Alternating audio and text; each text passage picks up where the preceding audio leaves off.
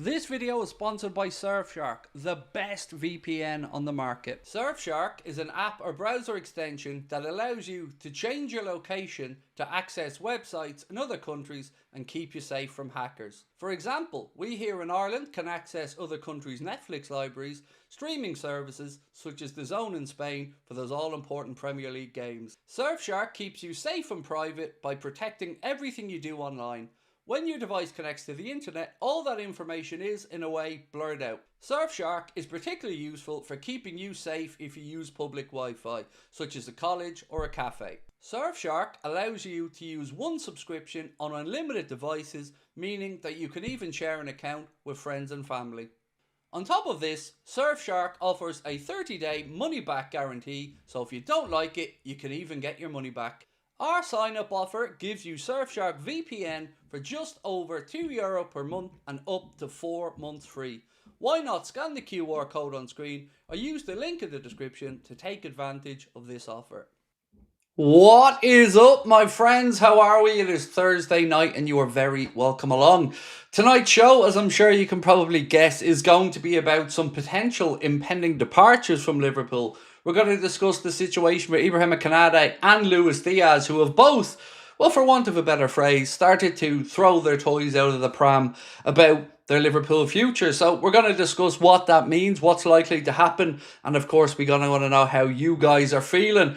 We'll go through it all over the next 90 minutes or so, and thank you once again for giving up some of your evening to come and have a chat with me.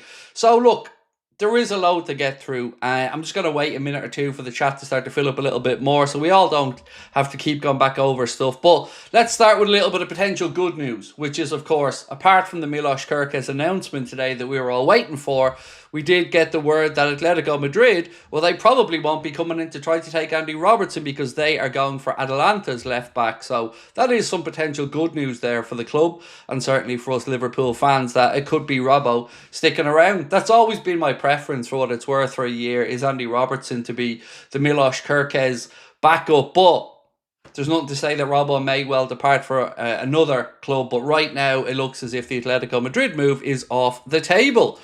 Right, let's start with this one from Logan. Said, what's up, Craig? Konate starting to get on my nerves.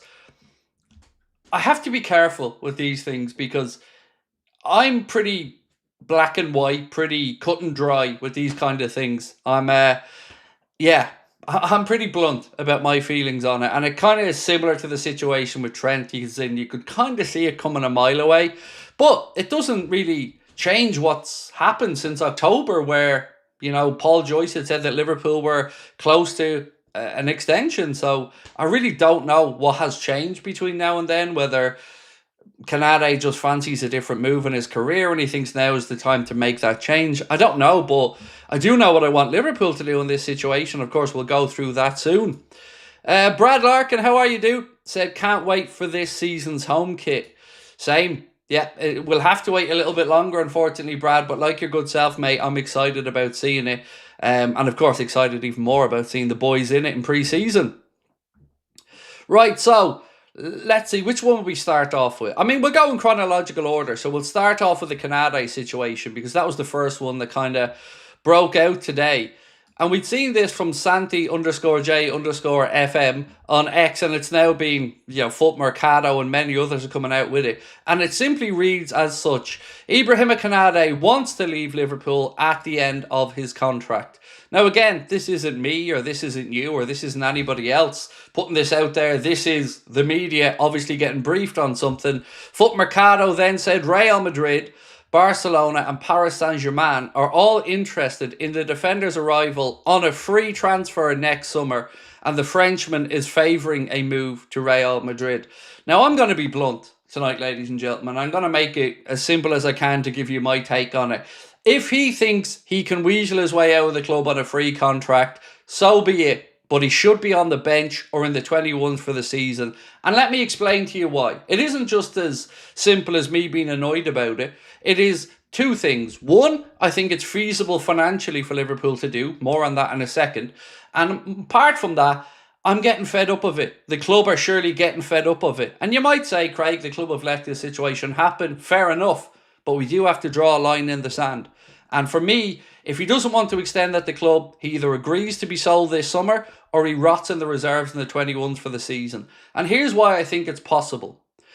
His wages, as we know, are about 70, 75 grand a week. So for Liverpool to basically write him off for the season will cost about £3.5 million. And I think that that is a stance worth taking personally. Now, you might be somebody who feels differently and thinks that Liverpool should lean into Konate for the season ahead. But for me, you got to make this clear to any player coming in the future and to Real Madrid or any other club that thinks they're going to get Liverpool players to run down their contract and leave for free. You've got to make an example. And it was a much harder stance to take with Trent, who had spent 20 years at the club and, of course, was a local boy. Konate came in. We've all enjoyed him being here. We all hoped that he would extend and stay. But if he doesn't, for me, it's cut and dry. Liverpool need to make an example out of Konate in this situation and say to him, we either find you a club this summer or you're sitting on the bench or in the 21s for the season ahead, and best of luck going to the World Cup. That is as simple as I can put it, how I feel about it. And again, I don't know what you guys think, if you agree or disagree, but for me on this one, it's a no-brainer. Time to draw that line in the sand. And as I mentioned, financially, it's possible. £3.5 million is his wages over the course of a year, and Liverpool can afford to take the stance in this position, in my opinion. Other people might think, well, Craig, let's utilise him for the year. Again, my thoughts on that are always, I don't ever believe a player is going to give you 100%. If they know that their future lies elsewhere. And I also think we need to send a message to the likes of Real Madrid. So that's where I'm at with Ibrahima Konate. But I want to know where you guys are at. So let's put this to a poll and see what you're all thinking. So let me get it ready. So what should Liverpool do about Konate? Now, we got to keep in mind, we haven't heard this yet directly from the player, but we played this game with Trent as well, and we all had to pretend, you know, players aren't aware of these things happening or whatever. They very much are. So, what should Liverpool do about Konate? So, try force a sale or rot in the reserves.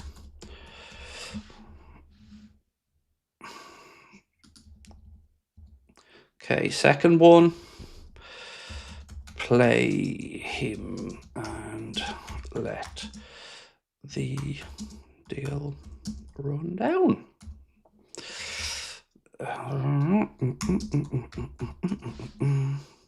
So as far as I see it, there's three options here on the table.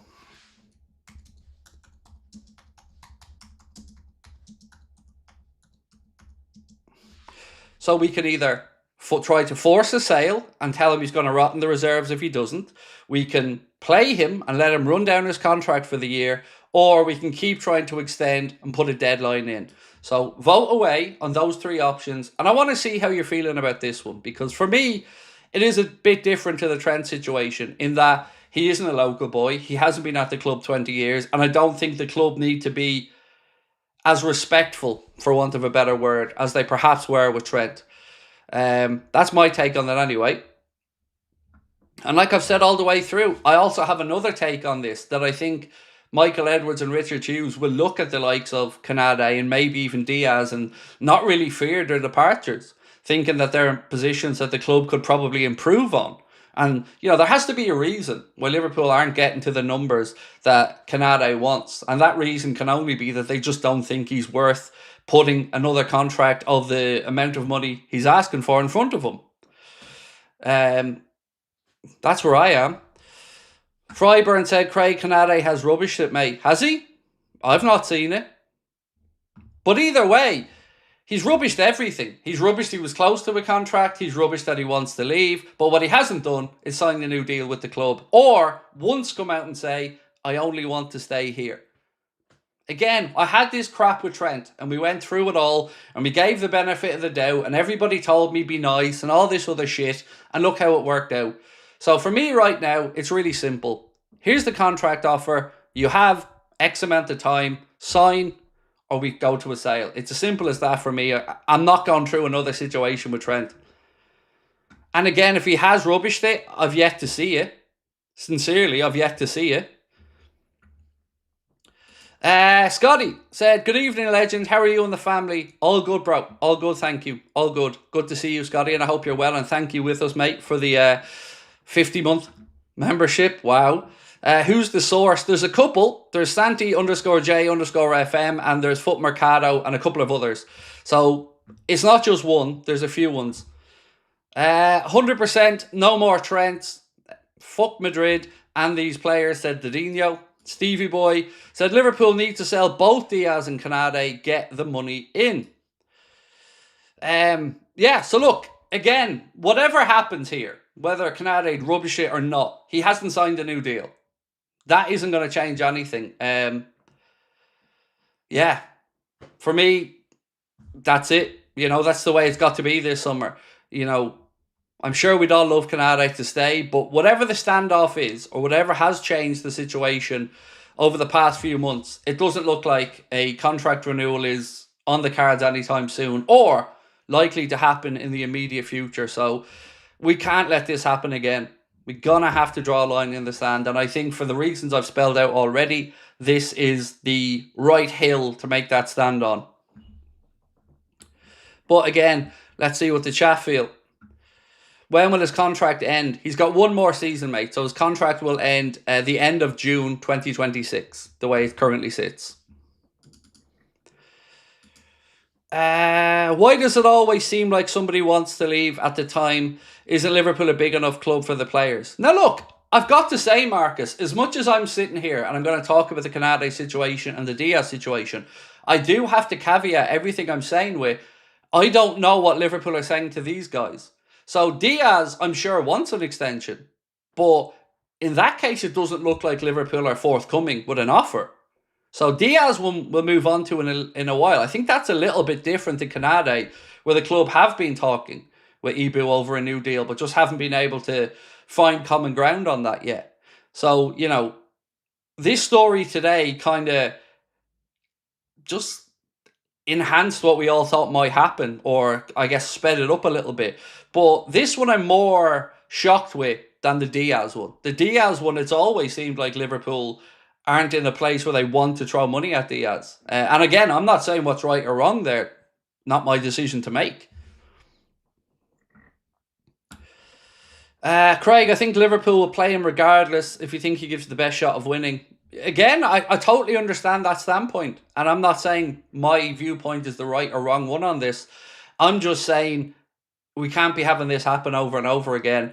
And for the reasons I've outlined, i.e. the financial ones and the fact that, you know, we could bring in Marc Guehi and another centre-back, I think we have the chance here to not just make an example out of Konate, because I don't really want to be having Liverpool fall out with Konate, but I want us to be taking a stand in general and letting Madrid and other clubs know that this shit isn't going to happen anymore. That's my anger at this is more at whoever's getting in his ear than at the player. Because I like Ibu, and as I've said all the way through, I want him to stay.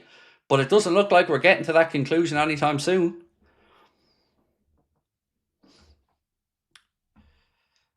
Are Madrid in his head, said Lee Cox. Truth is, I don't know. But something has changed.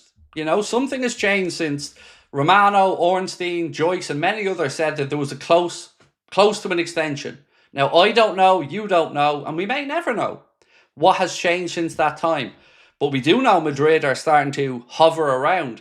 We do know that Madrid... So look, let me put it this way. In the past 2 days, we've seen a couple of things happen, and I don't believe in coincidences. So what we first seen happen was Real Madrid kind of put out there into the world that they're willing to pay £25 million this summer for Ibrahima Konate because Xabi Alonso wants him. So that started to come out over the past day or two. And then today, we get the story that Konate wants to leave Liverpool and wants to try something new.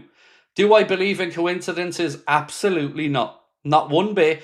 And I'm fed up of giving the benefit of the doubt to everybody.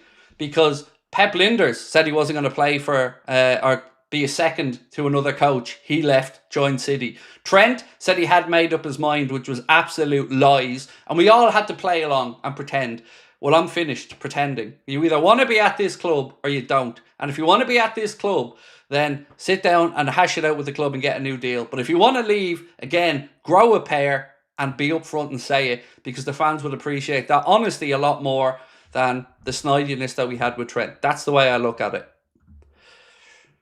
And again, anybody who does want to give the benefit of the doubt, or, you know, no problem for me with that one. I'm just telling you my view on it. You're all entitled to your own view, and I respect your own views.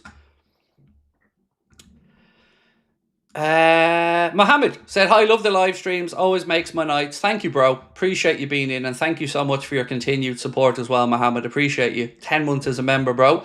Heading for the year, we love it.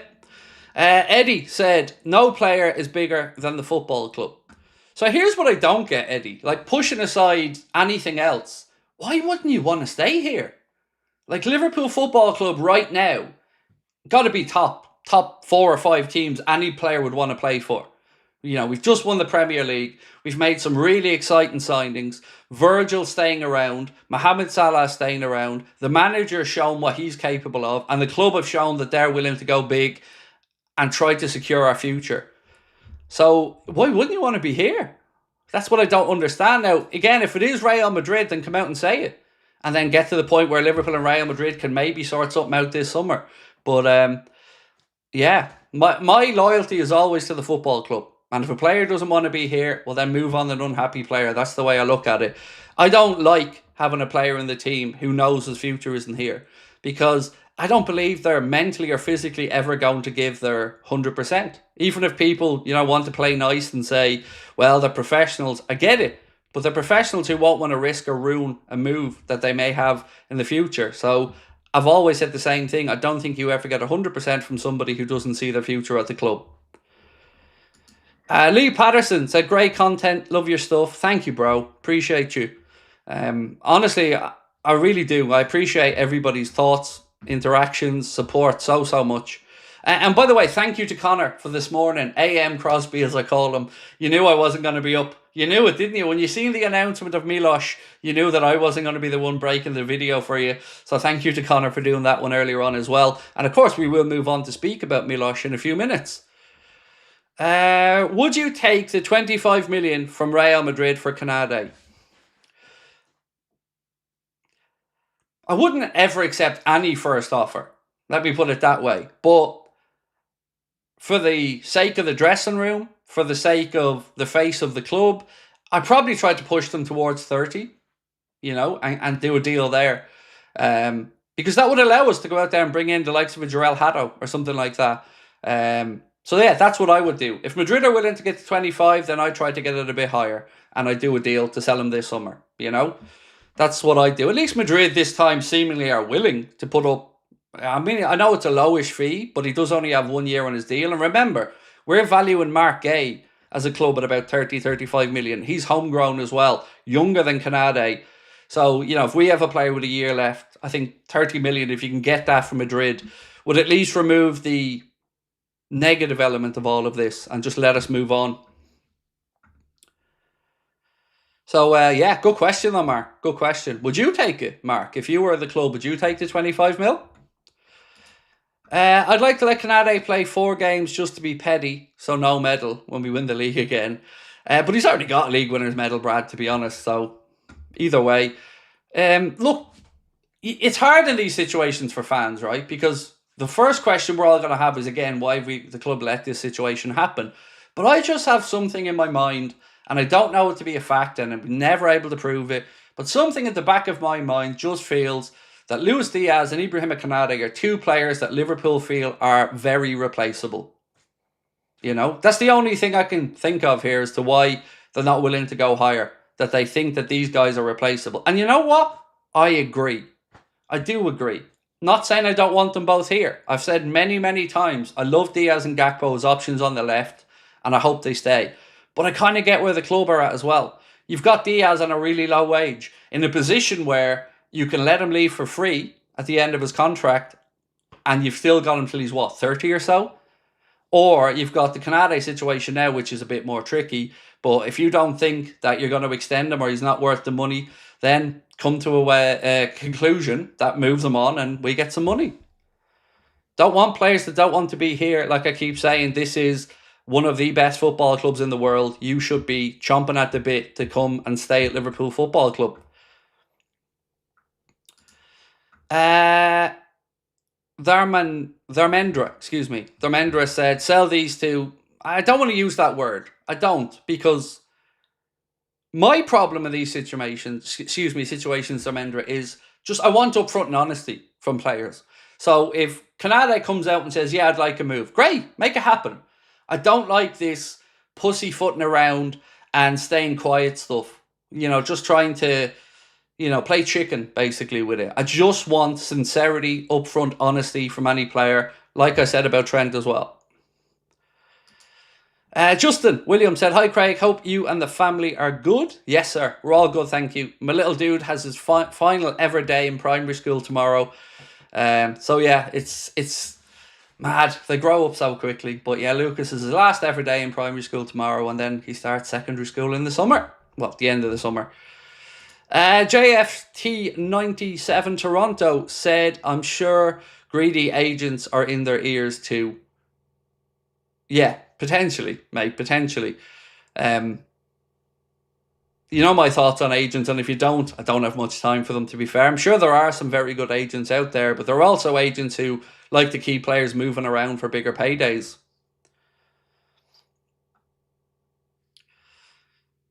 Acentino said, sell them both, Diaz to Bayern and Konate to Real. Get players that want to be here. Madrid needs to be called out for what they do. Tampering. It's an almost impossible thing to prove, though, because, if you can talk to an agent and it's not tapping up, so it's very easy to get around, talk to the agent then talks to the player, and you've never officially done anything wrong, I guess. I have a lot more sympathy for Diaz, by the way, in this situation, because in Diaz's case, it doesn't look like there's a contract offer coming. So for him, he's probably scratching his head going, what on earth is happening? So we'll move on to talk about Luis Diaz in a second. Robert, thank you, bro. Appreciate you. May as well call them Real Mapool. Yeah, it's annoying, mate. It is annoying. And I already have a dislike for Real Madrid before all this stuff. So, yeah, it's a tough one. Right, let's check the poll. So we've had almost 2,000 votes. If you haven't voted, please do. So the question is, what should Liverpool do about Konate? So if you're coming in late, the news started the break earlier on that Ibrahima Konate wants to leave Liverpool at the end of his contract. Then another piece came out from Foot Mercado in France that said Real Madrid, FC Barcelona and Paris Saint-Germain are interested in the defender's arrival on a free transfer next summer. The Frenchman is favouring a move to Madrid. So if that's the case, you got to just either start talking with Madrid about that fee this summer, or as I've said, play hardball with Konate. And as much as it's a horrible thing to say, tell him he's on the bench for the season and best of luck going to the World Cup next year if you're not playing, because Didier Deschamps ain't going to pick you when you're already on the fringes of starting for France. So that's what I'd be doing if I'm Liverpool. But I know it sounds snidey, but who cares? Club comes first. Why can't we write clauses into contracts that say you can't run your contract down, you sign or move with 2 years remaining?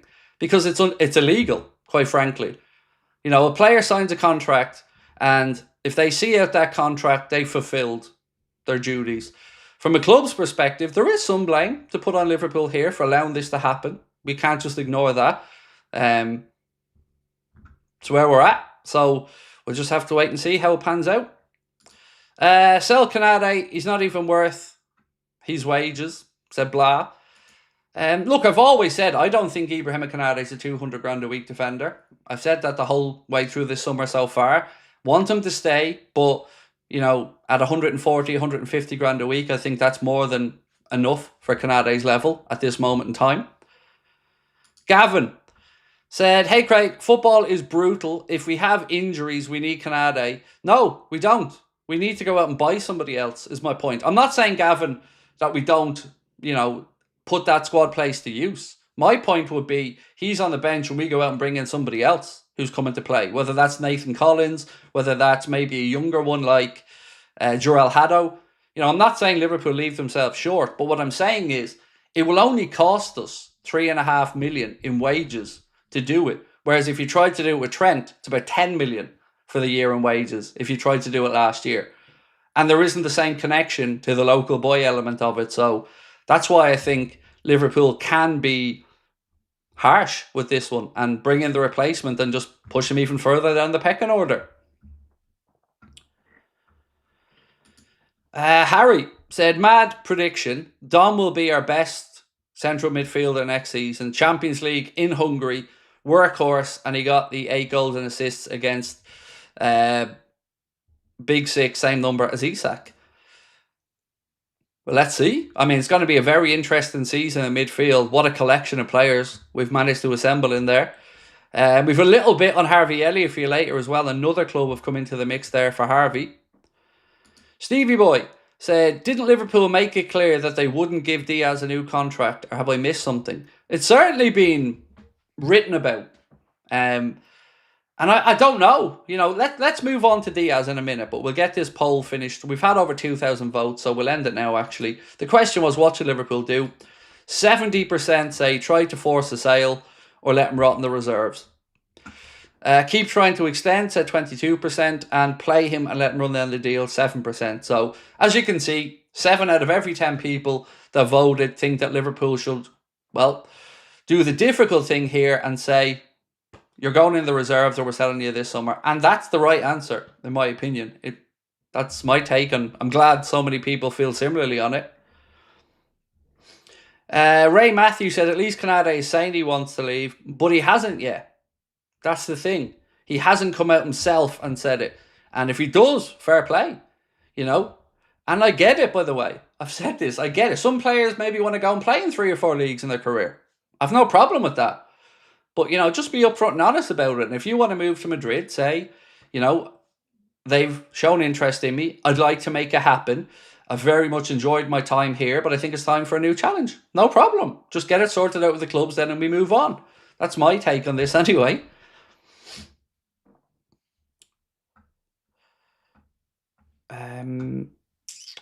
Faris said, why are they always shopping from us? I know, it's annoying. But they're also kind of just looking around and seeing whose contracts are running down and, you know, what moves they can make in that regard. So, you know, football clubs have to be selfish, and I can see why Madrid are doing it, but yeah. So let's talk Diaz now, because that situation is a little bit more explosive, shall we say. So let me read this one out to you. And we'll start here. So we're going to go back to a post from Anfield Sector who said, Liverpool's interest in renewing Luis Diaz's contract seems to have disappeared. His continuity at Liverpool is not guaranteed. Diaz and his entourage are now happy with Liverpool, said Pepe Sierra. Then we had more on that. Said, according to sources close to Luis Diaz, this is not the first time such a situation has occurred, in which only deepened their frustration. Both the player and his inner circle are struggling to understand the club's approach and recent decisions regarding its future.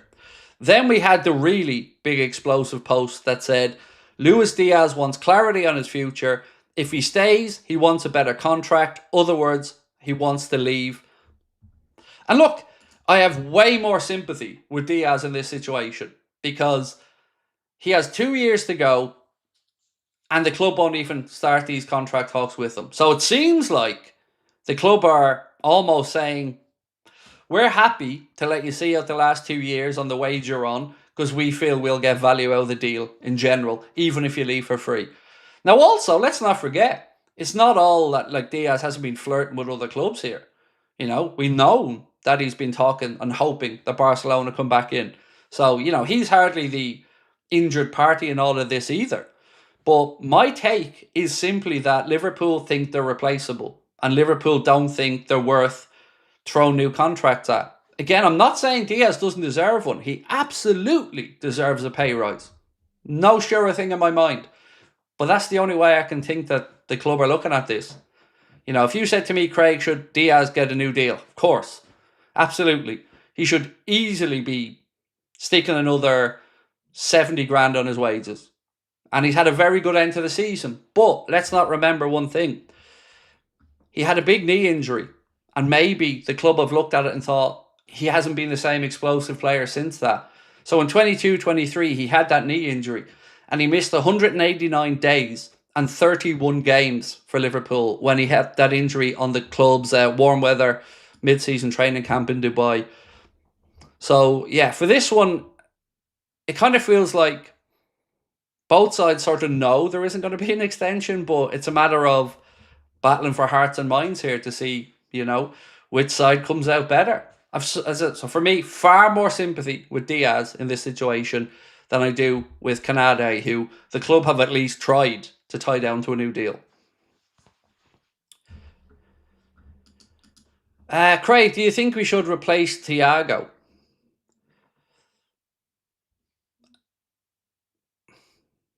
I think it just comes back to the conversation again about, do we need somebody to cover for Gravenberch? And I think we do, but again, if the club deem that to be somebody who's already here, like James McConnell, Endo, I'm fine with that as well, mate. But I think we do need to have another option to give Ryan more minutes rest. Now, that could be that the club maybe use McAllister some more this season in a deeper role. Maybe they try Jones again in a deeper role. So I can see a world where if Ryan needs a break, Maka drops into the 6 and we go with Wirtz and Szoboszlai ahead, or Jones in there as well.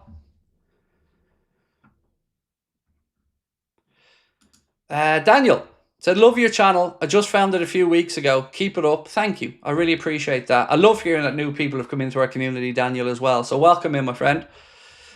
Support from Miami. My question is, wouldn't it be worth it to have Konate play if it helps us win the Champions League? See, that's always the argument I get, Daniel. But ultimately, is he a difference maker? Is he going to be the difference between us winning or not winning a Champions League? No, he isn't. That's my answer to it. I'm being sincere. Look at it. We already feel that he's had wobbly moments. And we know that Liverpool are looking at the likes of Marc Guehi to come in. And we know that Arne Slot has apparently told Marc Guehi that he sees him as being somebody to come in and partner Virgil. So no, I don't think that keeping him around just in case we go to win something. I think bring in the replacement anyway now. And if he doesn't want to be sold, then you're going even further down the pecking order and enjoy sitting on the bench. Because it's only a £3.5 million contract for the year. I think Liverpool can afford to take that stance. And like I said, I just don't think he's a difference maker, mate. I don't think playing or not playing him, if you've brought in somebody like Marc Guehi, is going to be the difference between the Champions League or no Champions League. That's just my take on it, though. And also, I am a little bit scarred still from the Trent situation. So I guess when you see these contracts looking to be ran down, it kind of just boils my blood a little bit, to be honest, mate. Does Guehi want to join us? Yes, he does. He's told friends as much as well. He has options. Arsenal were interested as well, but yes, he does want to join Liverpool.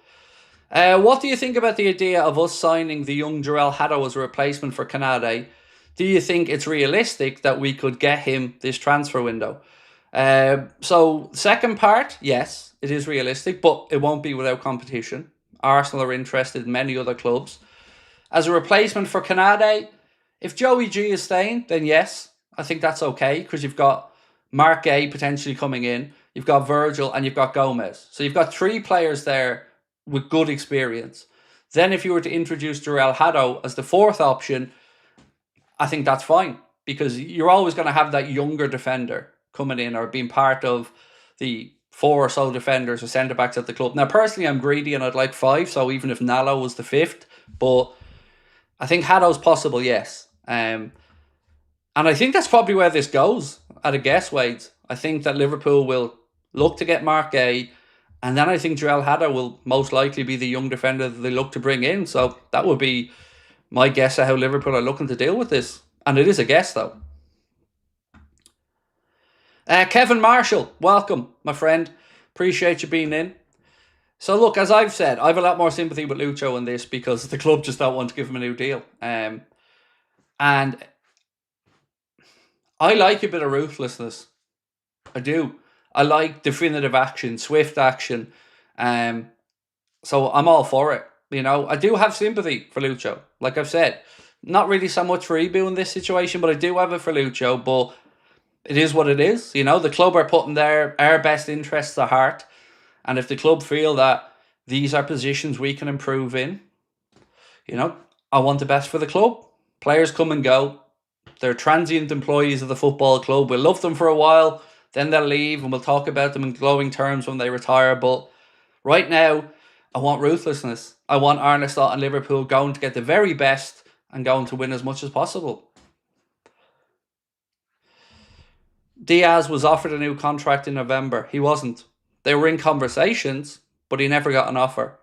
That's what we were saying. Liverpool were close to it, but they didn't get a deal in. They didn't get a contract line over the table. So, look, it is what it is. Like Konate, they've given an offer to. He didn't accept it. And I don't know what they want to go higher than that or not. But now with today's news, it again just feels like Madrid are hovering around trying to take one of our players.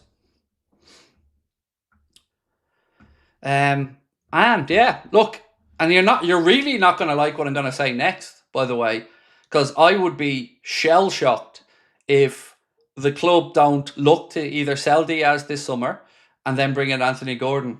That's my guess at how this pans out. I feel like there's unfinished business between Liverpool and Anthony Gordon, and he thought he was getting that move last summer as well.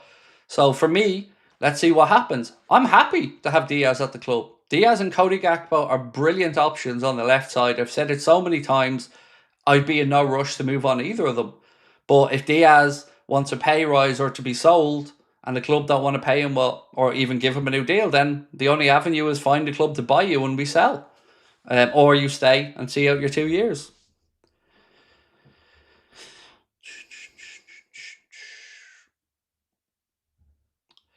Did you see Kerkez and his dad? You'll never walk alone in the car. I'd seen them the LA in the Lambo Jeep. Yeah, it was great. And it's great. Let's actually move on to that because, we started with the kind of negative stuff, but let's enjoy a little bit of Milos for a moment because he officially got announced today, and I promised you all that you've nothing to be concerned about there. And also, can we just take a minute? I don't like to give myself too many pats on the back, but I'm a man of my word. Told you you'd get Frimpong. Told you you'd get Wirtz. Told you you'd get Kerkez. And they've all signed. So, just for a little second, I'd like to give myself a little... Because, I told you very early that those three were coming in and they've all signed. So, I'm both relieved and also really happy because I like all the signings. Do you think the club see Rio as a Lucho replacement? They may do. Yeah, they may do. And I also think the club want a versatile, flexible forward who can play across the front three. And look, I see a couple of people in the chat saying Fofana. Hey, I'm not against it. Not at all. If Liverpool want Fofana, go get Fofana. I just have a sneaky feeling that we haven't heard the end of the Anthony Gordon stuff. But like you've all said, there are options out there. There definitely are some young options. You've got the kid from PSV Eindhoven as well, Bakayoko, who I think Spurs and a few other clubs are looking at. You've got Anthony Gordon. You've got Malik Fofana, like you've all mentioned. So, yeah. And we know as well, Liverpool want players who are younger, fitter.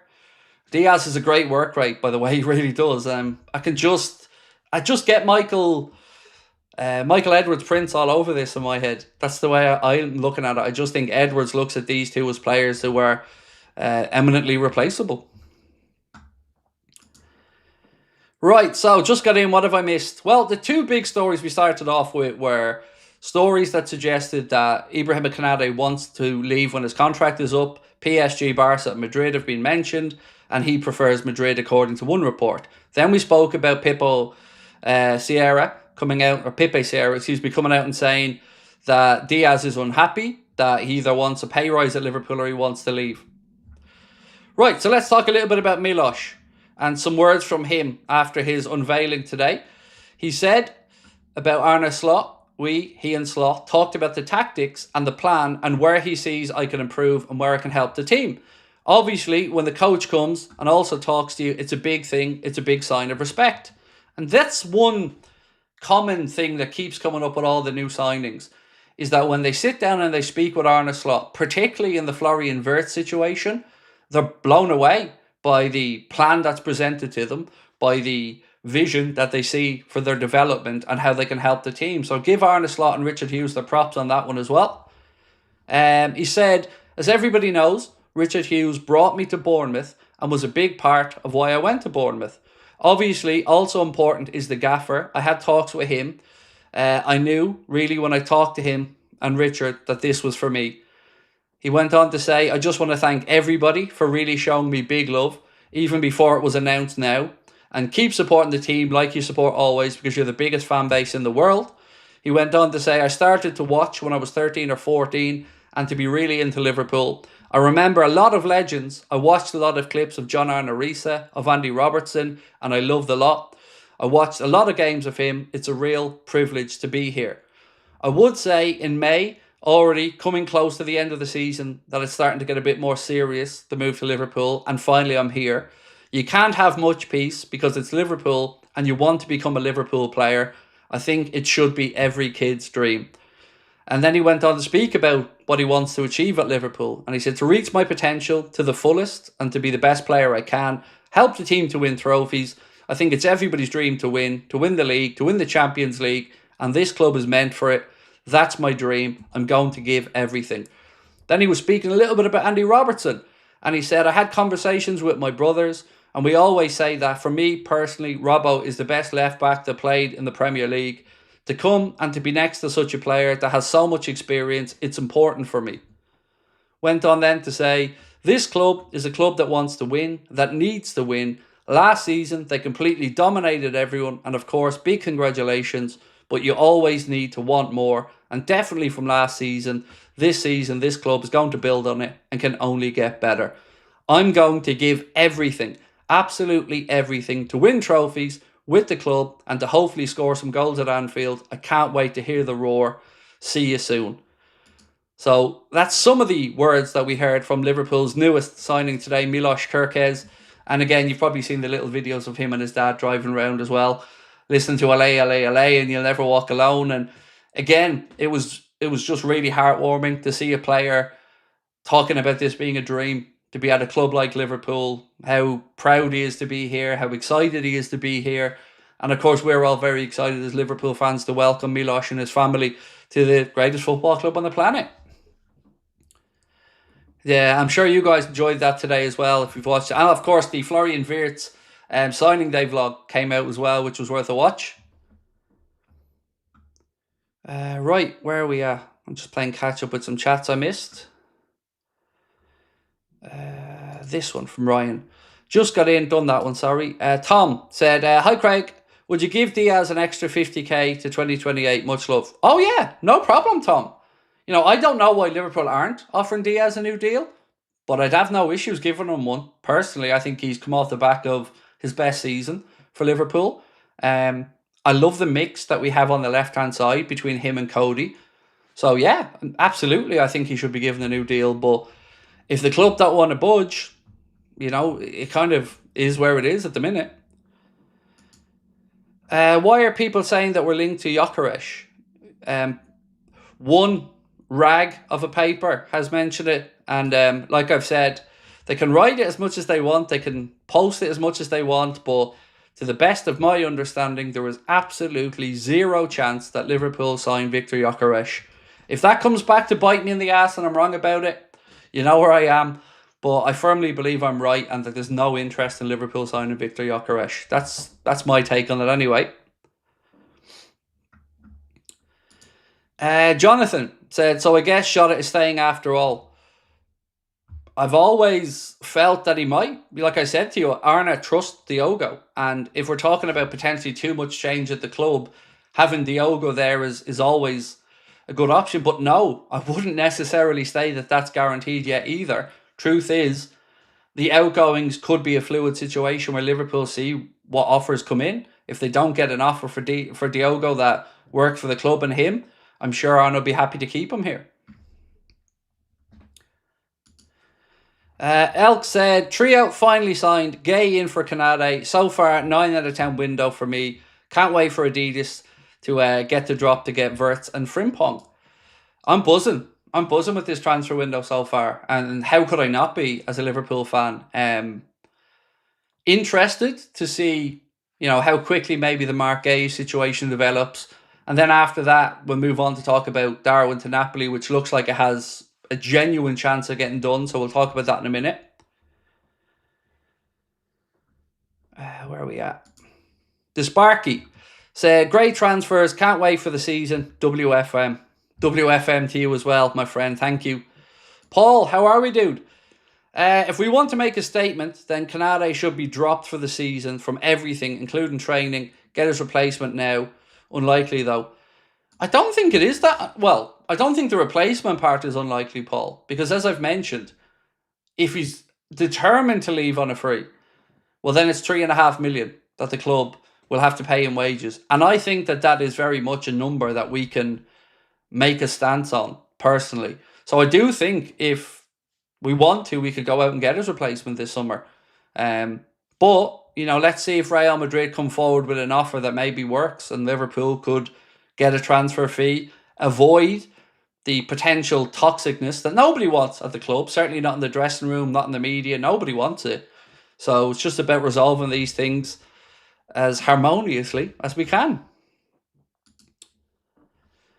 A team full of talented speedsters, so excited, said Peter. Oh, mate, I can't wait for pre-season. Honestly, I'm so excited to see them. And thank you as well, Peter. This is my group therapy after a day's graft. Same. Well, out today's graft, because this is my day's graft. But yeah, mate, I love it. I say this all the time. Sit there all day, waiting. Excited to come on and chat with you all. I knew tonight was going to be a tricky stream, though, because of the Diaz and Konate situations. Because nobody wants to read or see these things, If a player's to leave Liverpool Football Club, you always hope that they leave on good terms. Nobody ever wants to see these things go negative or anything like that.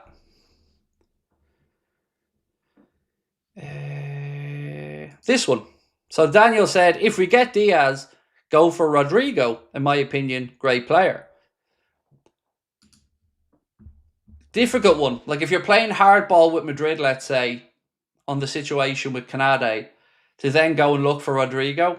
But we know one thing. Liverpool have in the past tried to sign Rodrigo. When he was it Santos? He was at when he was still in Brazil.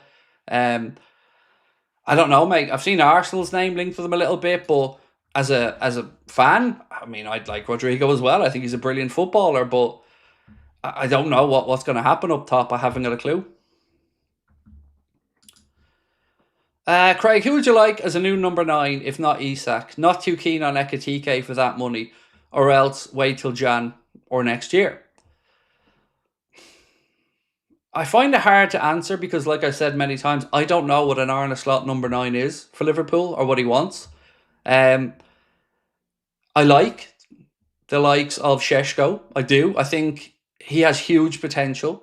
But I also like and rate Jadon Danns. And if this situation was maybe even 1 year along, I think it would be a much easier decision. But if you're keeping Diogo at the club and maybe you keep Danns around, then maybe we just go with a false 9 for a while and see what happens. But Šeško for me is interesting. Osimhen, the more I've thought about this Osimhen stuff, even though my initial thought process is it wouldn't excite me, if there's a deal to be done with Darwin and Federico maybe, or even just Darwin going in the opposite direction, I wouldn't be against having that conversation either. I just don't know what Victor Osimhen's wage demands or requests might be.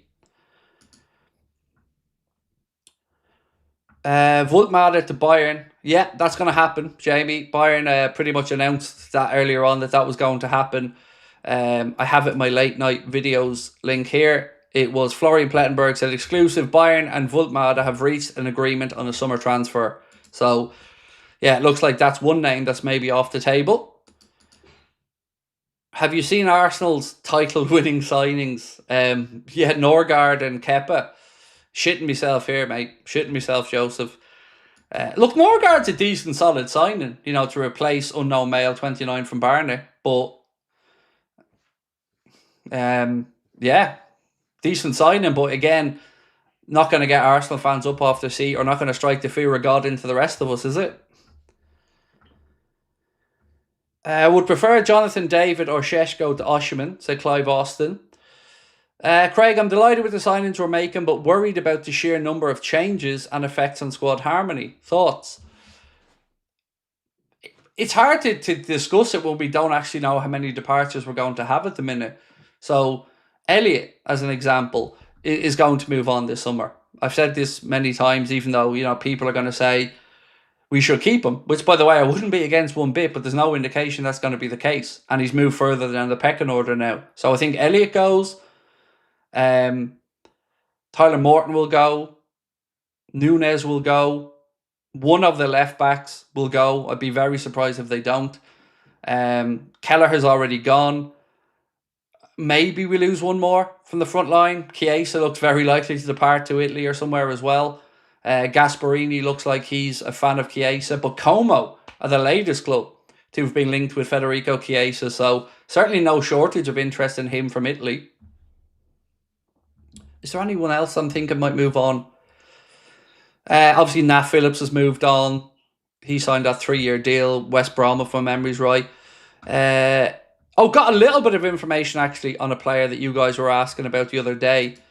So, Owen Beck, because some of you guys were asking me about Owen Beck the other day. He is about to sign a new contract before going out on loan for another season. So, Owen Beck about to sign a new Liverpool contract.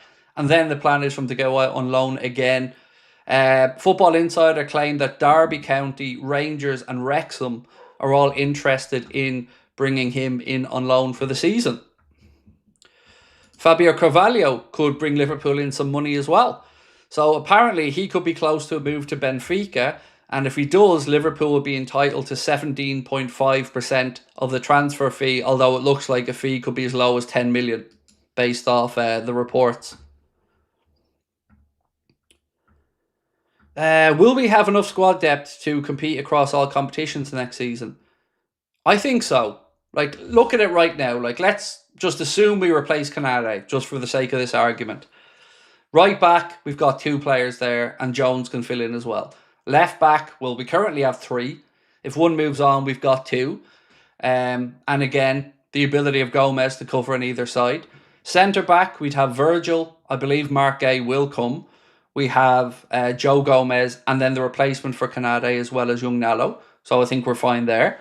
Goalkeeper-wise, again, think we're fine there. Moving into midfield, we have James McConnell, we have Ryan Gravenberch, and we have Endo, who can cover the number 6 position.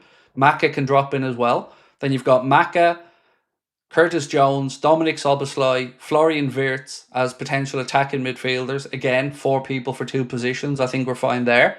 Up top, you would imagine if Darwin leaves, we'll bring in a replacement. So that's 1 out, 1 in.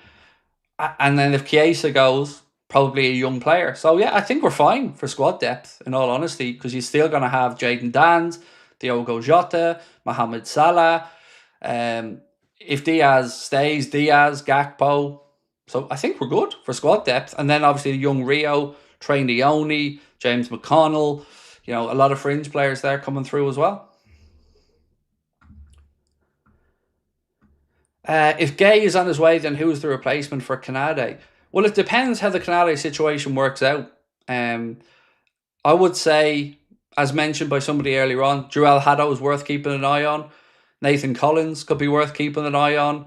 It depends if Liverpool want to look for that young up-and-coming defender, which Joel Haddo would be a good shout, or if they want to go for experience. For what it's worth, my guess would be the young player, based off the profile of the centre-backs we'd still have. And if Marc Guehi came in, you'd have 3 senior players, and then you'd have the youngster, and then Nalo as well.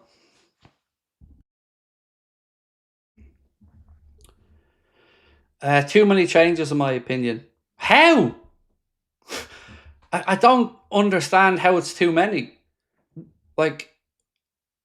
Every single position we've spoken about has been upgraded. Maybe Trent, you could argue about, but that was out of our hands.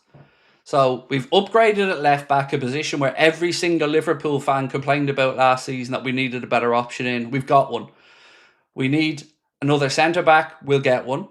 The right back situation we've spoken about. Midfield, we've just brought in a potential Ballon d'Or winner. We've upgraded, and people are still fucking moaning about it. I don't understand it.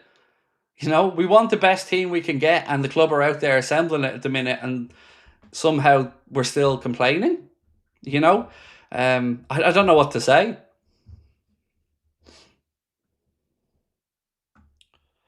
Jayden Dan's not good enough and never has been. You've got to be real about that. Okay. Firstly, with all due respect, I don't know who you are. And I very much would back Arne Slot and the club's thought process on Jayden Dan's than Mike Johnson, who I don't know, on YouTube. So, love to know your qualifications, Mike, for telling us that Jayden Dan's isn't good enough when many other people, including most of our fan base, would disagree with you. But that's okay. You can fuck off and just go and hate on our players elsewhere, mate. No problem. Enjoy yourself. Best of luck. Have a nice summer. Imagine writing off a player who hasn't even really had his chance yet as a senior pro and saying he's not good enough. Wow. Defo need more fans like you, bro. Defo.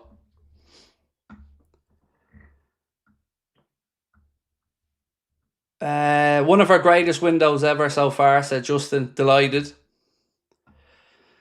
John said random, but are you religious? No, mate, not at all. No. Wouldn't. I was christened a Catholic, made my communion, confirmation, but I wouldn't call myself a practicing Catholic. I just, in all honesty, I'd say I'm more agnostic at this point in my life. But respectful. You know, I've got a lot of relatives who would be very religious, and I respect other people who do find solace or comfort in religion. No problem. I will respect everyone's beliefs in that sense. Went 0 to 60 pretty quick there. Look, I told you before, I'm not putting up with anyone's shit. And to try and say it's very clear Jayden Dan's isn't good enough. How? How have we come to that? Adidas obviously thought he was when they signed him up as an athlete. Liverpool clearly think he is. He comes from a good footballing family. He's scored goals at every level he's been at yet. And for some fella on YouTube to come in and shit all over his potential without any backup to it, just vibes, yeah, fuck him. Simple as that. I'm a Liverpool fan. If you want to back up and hate on a player, you best have something to back up your argument other than let's be real about this because I'm whoever the fuck his name was. I'm concerned so many players want to leave, but happy with what's come in. Love this community. Love that Adidas is going to ruin my bank. So on that, I think it's important to look at why the players perhaps want to leave. And it's either Madrid, the lure of Madrid, or money. That's it. It's not because they don't think Liverpool are going to win things or aren't challenging. They either want more money or Madrid have gotten the rear. So I think that is important we put context on it. Because for everyone that maybe might want to leave the club, there are a whole lot more, like Milos, like Wirtz, like Frimpong, who would absolutely love to come here and play for the club.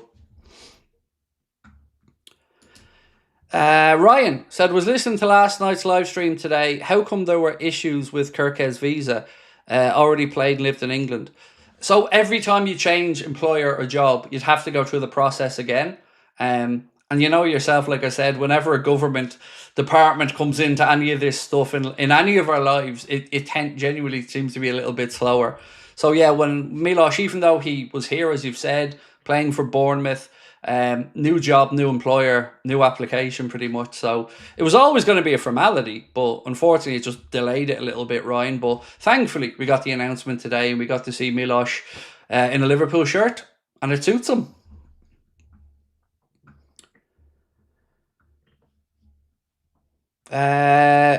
Abdul said, do you think we play a back three? No. And here's why. I don't think we have enough centre-backs to play a back three. For me, if you're going to play 3 centre-backs, you're going to need at least 5 senior centre-backs or 5 centre-backs that you feel can play week in and week out if needed to. And we don't have that. Nor has there been any real indication from Arne that that's going to be the case. So, yeah, not at the minute. I wouldn't expect it. But I think from what you're saying, you think we have the personnel for it. And again, I can see where you're coming from. You know, Bradley and Frimpong, I could see his win backs easily. And same with Milos on the other side. So, totally understand the question. Just haven't really seen an indication that it's likely.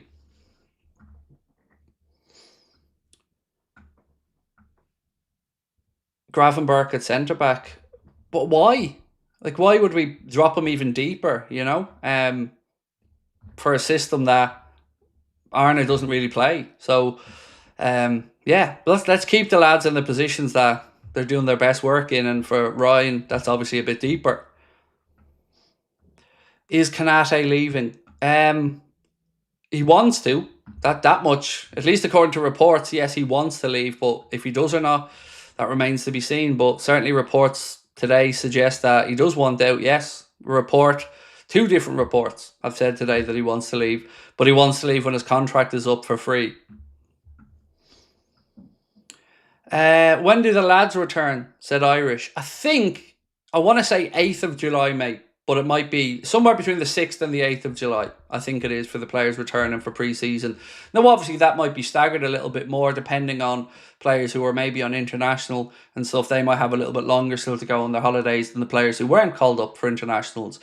Clubs look to try and give players and have to give them a minimum 4 weeks usually. So, yeah, I would say in and around the 2nd week of July. Any Harvey Elliott news? Yes, a little bit, my man. So another club in the mix for Elliott is West Ham. So we've already spoken about Brighton, we've spoken about Fulham. Today, West Ham are another club whose name has been linked with a move for Elliott. And look, I say this as a Harvey Elliott fan. I think it's the right decision for him to move on. For him, for his career, he's too good not to get action and not to get game time. And with Florian Wirtz coming in, you can only see really that time becoming more limited. And I'm sure, in an ideal scenario, Elliott would want to stay. He loves the club, we know that. It's one of these difficult ones. It really is with Harvey, because everyone knows he's a talent, but is he going to dislodge anybody? Probably not, based off what Arne was seeing last season or what Arne was thinking last season. So I think for Harvey, it's going to be a summer where he moves on. And I think then he'll show he's a good player, because he is a very good player.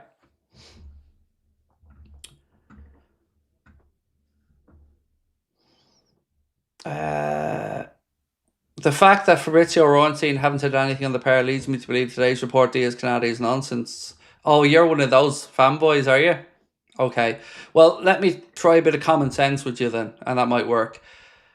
One, we've already seen Konate's refuse Liverpool's first contract offer, and we've heard the stories about Madrid for a while. And two, the club seemingly don't want to give Diaz a new deal. But if you need Romano to come and tickle your nuts for you, or Ornstein, no problem, bro. You do you.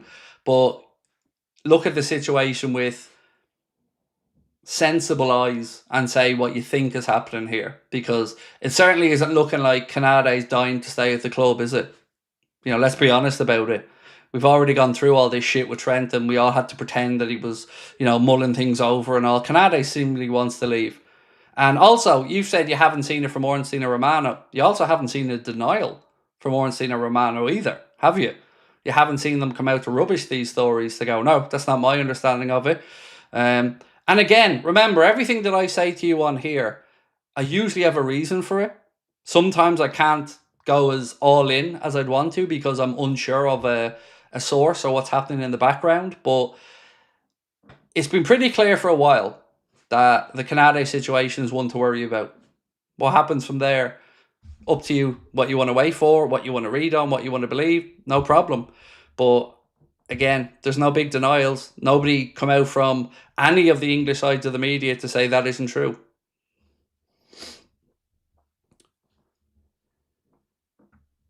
Have you seen players' pictures with the 3 red chairs, but Frimpong didn't do it, so who's the third?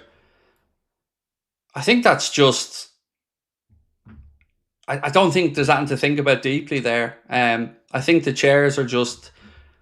Are we talking about the stadium chair looking things? I think that's just a row of chairs, to be honest. But we've had Kerkez, we've had Wirtz, we've had Frimpong, we've had Petri come in. And we still have to have Georgie's unveiling as well.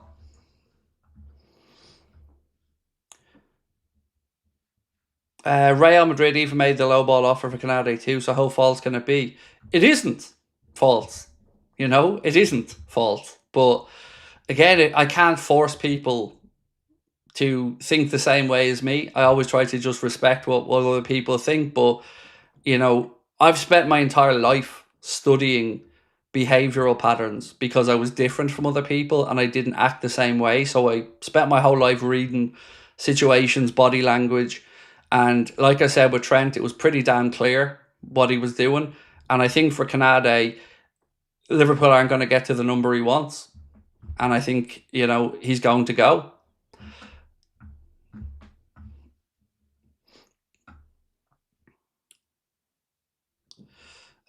Which one is it? This one. Hey Craig, Guehi is an upgrade on Konate. Will Konate be as good as Guehi in Palace's defence? Virgil makes him look better than he is. Well, we ran a poll, Dean, yesterday where we asked the chat if they think Konate is an upgrade, or excuse me, Marc Guehi is an upgrade in Konate, and they did. Look, I would say Konate at his best is better than Guehi at his best, but I would say that Marc Guehi is far more steady than Konate, and is still only 24, and is homegrown, and could be the future leader of the defence. So, yeah, I'm calm about it. Like I've said, I think he's eminently eminently replaceable. But, I also like having him at the club. So if he agreed a new deal, I'd be happy with that. But it just isn't looking that way.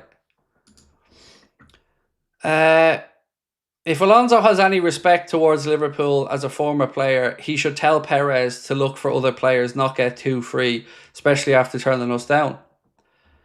Who turned us down? Alonso? He didn't. So that's wrong, firstly, because Liverpool never offered anybody else the job except Slaw. And I don't have any problem if Madrid want to look after themselves. I don't like that it's affecting us, but I want Liverpool to be doing the same and the other way around. Let's be honest about it. If we knew we could get a player cheap now or free in a year, I'd be egging on Liverpool to go get them. So, every club looks out for themselves. And in this situation, I think Liverpool have to make a stand and be very firm with it. And I'd rather see Liverpool agree a deal to sell him this summer for 30 million quid than have a season of endless headlines about unrest or Konate in Madrid, because that's what it's going to be. The whole fucking year, you're just going to see one story after another, like we did with Trent, all the way through. Konate's looking forward to going to Madrid. Konate dreams about the white shirt, blah, blah, blah. And it just becomes tiring and draining. And right now we're in a club, or in a position where we're positive, we're winning, we're looking forward, we've brought in great players. So nothing gets in the way of that, in my opinion. Nothing. 40 million quid and sell Konate to Madrid this window. I don't think they'll come up to that number. But, if I'm being fair about this as well, we're trying to get Marc Guehi in a similar position out of Crystal Palace, and our numbers are looking like they're about 30. And he's homegrown. So he'd have a bit of a bonus price on his head. But Konate is more experienced and has played at a higher level. He's played Champions League football, whereas Marc Guehi hasn't. So, yes, maybe he is worth a little bit more. So I think if you could do a deal somewhere between 30 and 35 million for Konate, I think just to be done with the situation, I'd take it. But I ain't Michael Edwards or Richard Hughes. Ryan said, Craig, since your channel has grown so much, especially in the past couple of years, have you managed to get deserved attention from the club? No, never. Never so much as an invite to anything, a free t-shirt, nothing. Ignored constantly. Most watched Liverpool fan channel on the planet, and probably the only one that doesn't get a look in. But that's okay. It is what it is. What I do want though, Ryan, and I'm unashamedly going to ask for your help for, folks, is catching Adidas's eye.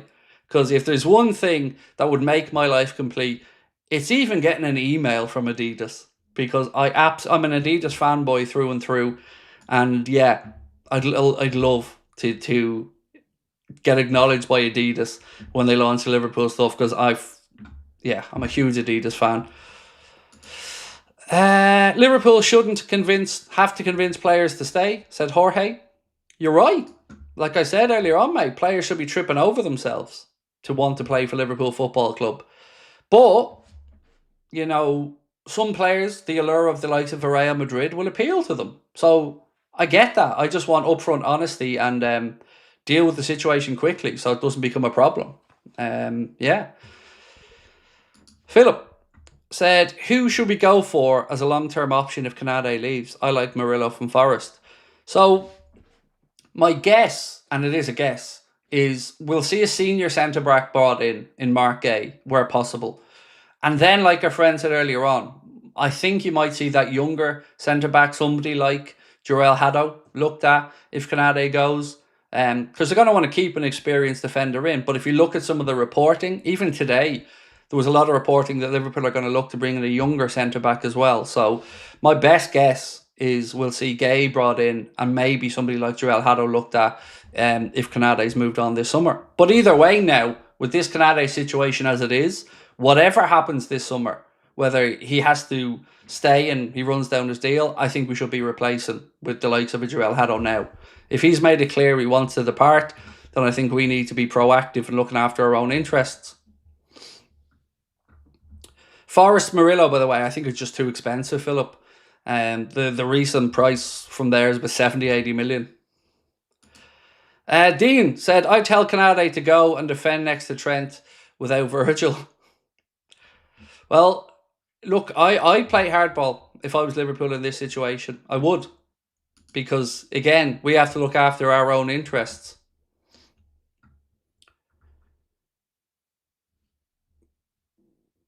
TK, I did miss your super chat, sir. My apologies, TK. That's on me, bro. Hands up. I'm sorry. Let me get it up for you now. Why don't we just sign Patrick Schick for a striker instead? Mate, I have not got a Scooby-Doo who the striker is going to be. I've been really honest about that all summer. My information and the guarantees ended with the 3 boys that have come in. I haven't got a clue who the club are going to look at up top. Or I also wouldn't rule out no number 9 being brought in if the club want a versatile young forward who can play across the front line and Jota stays and maybe Dan stays and you've got the option of Wirtz and a false 9. I wouldn't be absolutely shocked if we didn't bring one in at all, mate, to be honest. But again, I apologise, TK, for not bringing this up earlier on, my man. I missed it. Apologies on that one. Kevin said, hi, Craig. I would like Haddo, Isak and Gordon. You'll never walk alone. Isak. I don't think you're going to get Isak and Gordon at a Newcastle. And I don't know what the situation is with the Isak stuff. It's mad. Like I say, one day I feel one way, the other day another way, but it isn't going away and it's still being spoken about. So honestly, no idea, but it's exciting. Have a poll on Konate. We did it before you came in, Tony. 70% said we let him rot. Either, put him in the 21s or try to force the sale. 70%. So we did have that poll, mate. And much to my pleasant surprise, it was play hardball.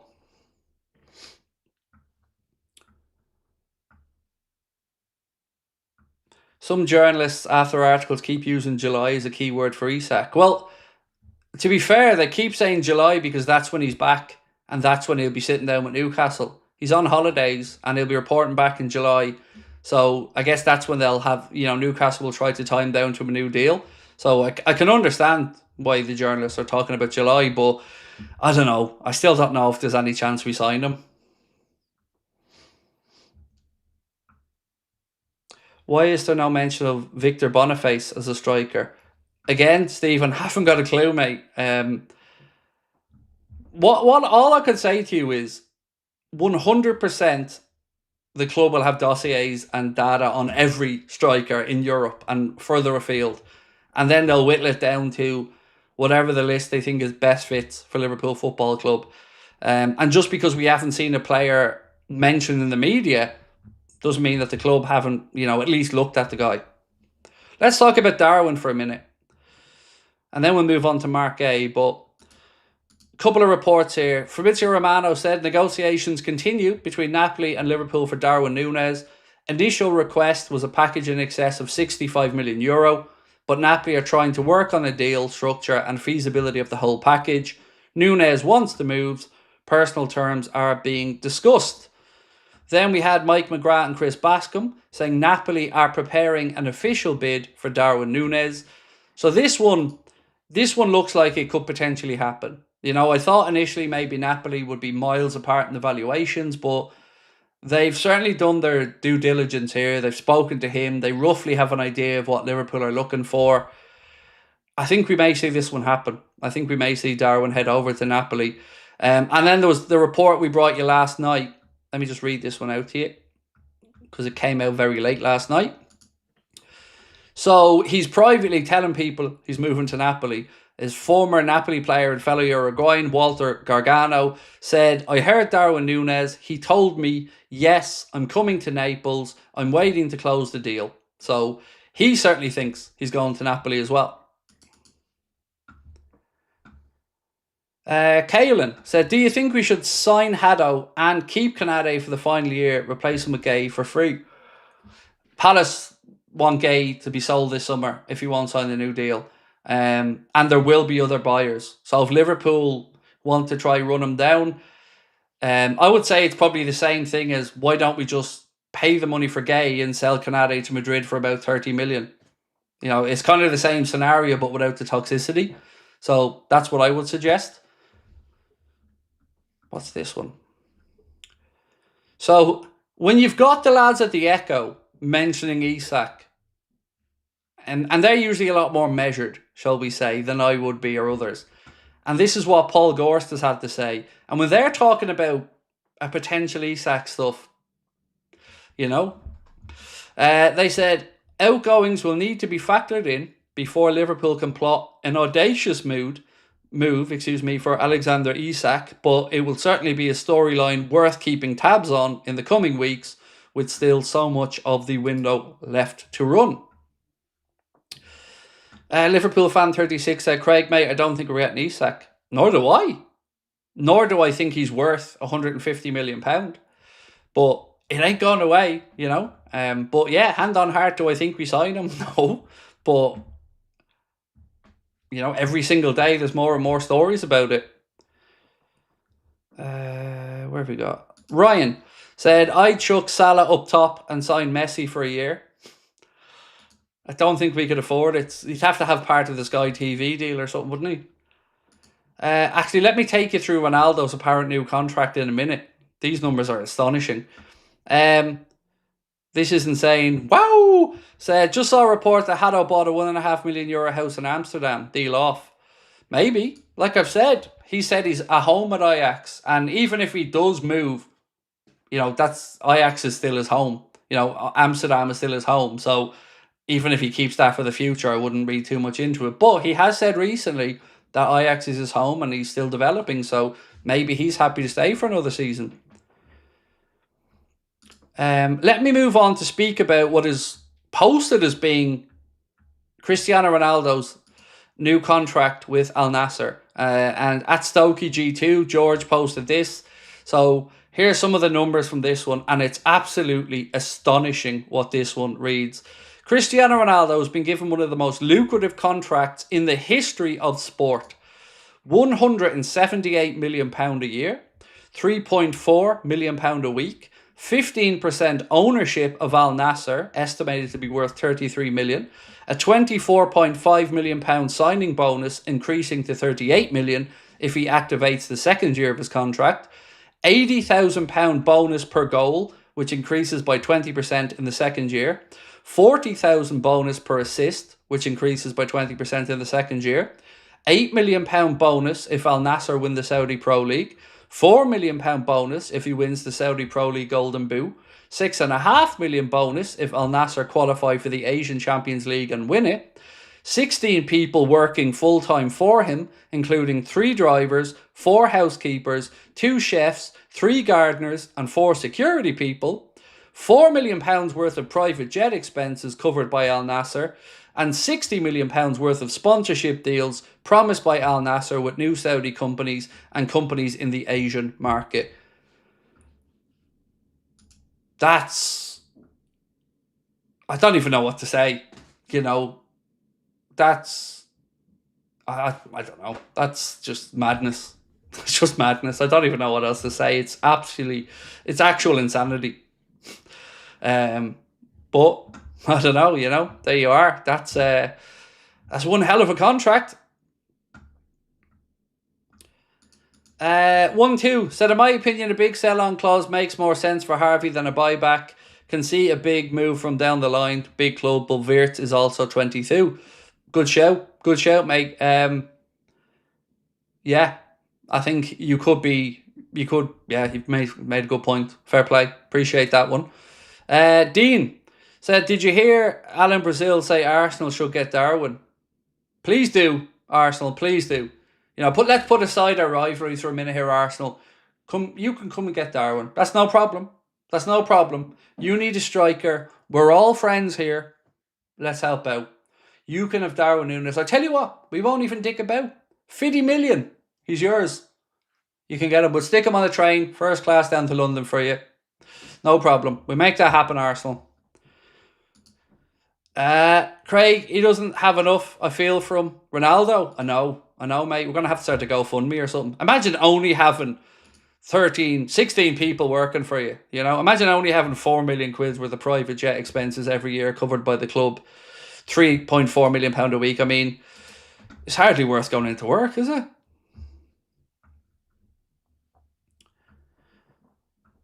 What do you think of Arsenal buying another defender? Did they? It's a young centre-back, isn't it? Sorry, yeah, I've forgotten about that guy. I don't know what to say to you, They need a striker, and they seem so far to be signing up every position but a striker. So, yeah, I'm not exactly shaking in my boots at Arsenal's business so far this summer. Our entire summer budget right there, said Oliver Fox. It's absolute mad numbers. And remember, most of that will be tax-free as well. It's insanity. But as somebody in the chat said, look, if you're Ronaldo, milk it. Get paid. I don't think any of us would be turning down that level of contract, especially if he's already in the league. So it's not like he has to up sticks and move to Saudi. He's been there for a couple of years already. Obviously feels comfortable enough over there. Feels like he's been taken care of over there. And if that deal's to be looked at, yeah, well, you can see why. They're linked with Mosquera from Valencia, said Yusuf. Thank you for that one, mate. Jay Cliff said, Craig, as you said earlier, we don't have an idea who the club wants as a striker this summer. All the rumours of Liverpool interest in Isak could be playing into the club's smoke and mirrors. Oh, no, it's not. I'm not saying we sign him, but I'm telling you, if you've got the Echo boys not ruling it out entirely, and they would be, as I said, a lot more measured than perhaps I would be. And even when I speak to a couple of people behind the scenes, honestly feel nobody really knows if this is genuine or brinksmanship. Everybody kind of feels like, is this really possible? I think most people deep down probably don't think it's going to happen. But it's certainly not being rubbished by anybody, which is nuts. Arsenal shopping in a corner shop, Liverpool shopping in Harrods, and Madrid stealing from the shops. I like it. Well played. Well, yeah, you guys are on fire tonight, by the way, chat. Well in. Some absolute belters in there tonight. Appreciate it. Thank you for keeping the smile on my face. Right, let's get through more news. Did I tell you about the Robertson stuff? So it looks like Andy Robertson to Madrid isn't happening, as we know they're looking at Atalanta's left back as being one brought in there. So what's his name again? Matteo Ruggeri is the one that they're looking to bring in. Where are we? Let's talk Marc Guehi for a moment, because we haven't spoke much about him so far. So, and this is what I mentioned earlier on about a senior centre-back and a younger centre-back. So Paul Gorst of the Echo said a move for Marc Guehi would likely not deter the wider search for somebody younger. So that's what I mean. Liverpool, if Gomez is staying, and that was a big key part of this for me, you can say to Gomez, right, you're fit now, you will get more game time next year. So you've got Gomez, you'd have Marc Guehi in this scenario, and Virgil with that young centre-back, whether that's Hato or somebody else, that remains to be seen. Then we had Dave O.C. Kopp say Liverpool are closing in on a deal to sign Marc Guehi from Crystal Palace. Guehi has just 1 year left on his deal at Palace, Liverpool have held discussions over recent months with Guehi's representative, as revealed exclusively in March. I think this is going to be a very good signing if it comes through. Marc Guehi, he is very steady. He is a leader. He is 24. He is homegrown. Happy with it. Honestly, happy with it. You know, move Jarell Quansah across to Leverkusen and pretty much take that money and go and sign Marc Guehi. Having a buyback option as well for Jarell in the future. I think this is going to be very good business. Craig, have you ever thought of multi-streaming to gain more viewers? Yes, we have. And I can't go into too much detail, but as I've mentioned numerous times, we've been in conversations with another platform for the past 6 months now, trying to figure out exactly that. Is there a way that we can introduce the daily fantasy and stuff like that across into YouTube without ruining it? So yeah, it's something we're talking about, but I'm very worried about rocking the boat because right now things are good. Channel's growing. I'm enjoying chatting with you all every night. So I'm really nervous to mess that up. So, and I also don't want to overcommit time-wise to doing a few other bits and pieces, but keep an eye on this space because we're still in conversations. Actually, I did get an update on this, so if you are wanting to come to the last show, I can say to you already that in the first week, and we're months out, 40% of the tickets are gone already, which is incredible. So if you want to come and see us, Hot Water Comedy Club Liverpool for our last ever live stage show, Sunday, 19th of October, which is the weekend of the Manchester United game. We will be there. Tickets are just £15, and you can get your tickets with the QR code on the screen. It is an all-ages event. And we're going to have Steve there. We're going to have Chris there. We're going to have music there. And it's going to be a high-energy, fun goodbye to live stage shows. So, yeah, if you want to come and see us there. And, of course, we're also in Cork in Ireland. Later on in August, the 8th of August, we're at the Cyprus Avenue venue in Cork. It's an over-18 show that time. And, again, you can get your tickets with the QR code.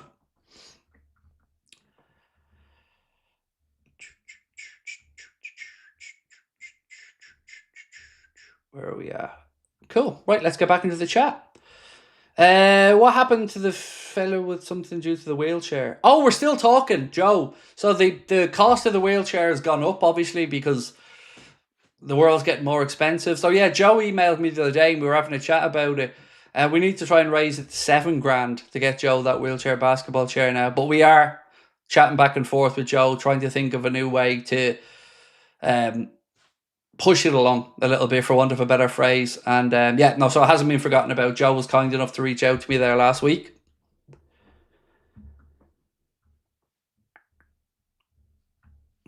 This one.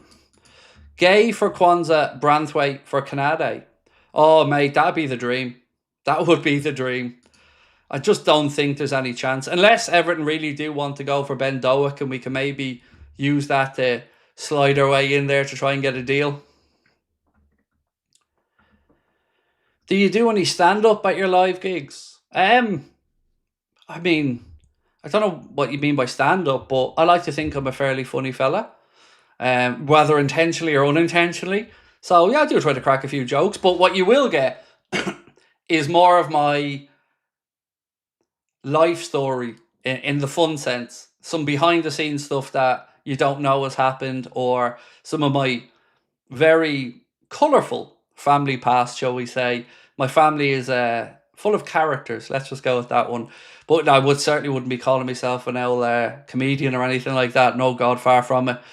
I wish I was. It's always been a dream to do stand-up comedy, but I'm just not funny enough. I can't tell a joke, so this is the closest I'm ever going to get. Craig, do you like the 3 rumoured kits? I do. Do you know, I'll bring them up on screen. Let me just throw this on.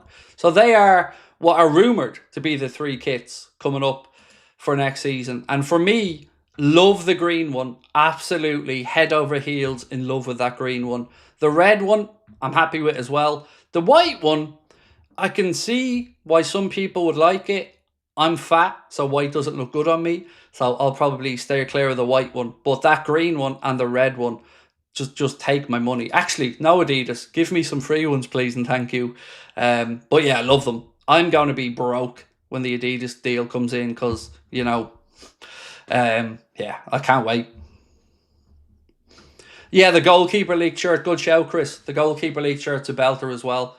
Um, yeah, I can't wait. Honestly, it just feels right. It feels like we're coming home. Liverpool and Adidas are epic. I'm so excited by it. I can't wait. Except for my bank account is always is going to be hit hard. That's why I'm praying Adidas throw a few freebies our way, and I'm going to need your help on this one. I've never asked for a campaign of anything, but I'm going to need you all tagging Adidas and shouting out Anfield Agenda, because you've seen, if you've been with us from this whole journey, I'm always repping Adidas because I'm a fanboy. I'm an absolute Adidas nutjob. Liam said, can we ask what everyone's favourite ever kit was? So I've a few. My first kit is always one that, I think of, which was the grey candy fleck one, the 89-90 one. That was my first ever Liverpool shirt. So that's always going to have a soft spot. My favourite home shirt would probably be I think it was 87-88. It was the one that was the same shirt, but it had Crown Paints first, then it became candy. So that Crown Paints one. The 1996 green and white chessboard Robbie Fowler bleach blonde hair one is my favourite of the non-home shirts. And then I also liked, in the same year, the yellow one with all the crests all over it. It was the same 1996 as the green and white one. So they're some of my favourites. And then all the way back to like the Hitachi shirts and stuff like that. But yeah, they're the ones for me. 87-88 home.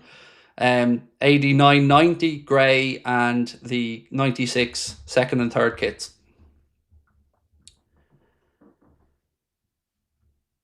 Popping into the Adidas outlet in Stockport when you visit England.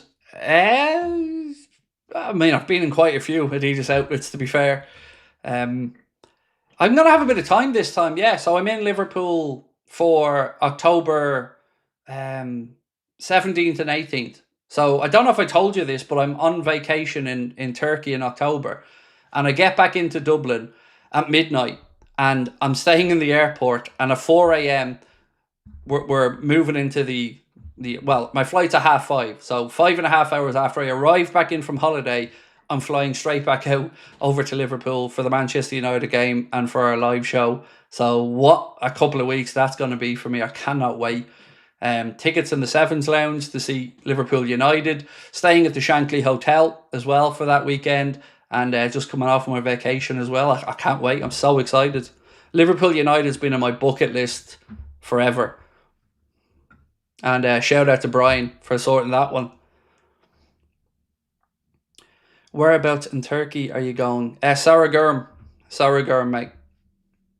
2 different places. We're staying for 5 nights in one hotel called the El Hotel. And then we're going down to an all-inclusive hotel for the last 6.